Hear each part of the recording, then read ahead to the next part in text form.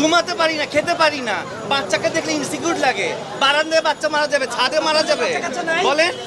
আমার ঢাকা শহরে কোথায় বাচ্চারা খেলবে? আমরা রাস্তায় নামবো, বাচ্চা বারান্দা খেলবে না, ছাদে যাবে না, আর কত না না বলি নাই তো এতদিন বের তো হয়নি। আমরা শিল্পী সমাজ তো বসেই ছিলাম, অপেক্ষা করেছি ওদের কবে বিবেকটা জাগ্রত হয়। ওদের বিবেক না, ওদের বিবেক মরে গেছে। তারপরে আমার সন্তান মারা যাবে, আমি মারা যাবো, তা আমার জন্য কে বলবে? কেউ বলবে না, আমরা বলবো। ভাই চলেন আমরা আবার বাকি সব কালকে করবো। এই জেনারেশনকে অনেক খারাপ বলেছেন, এই জেনারেশন কিছু করে না।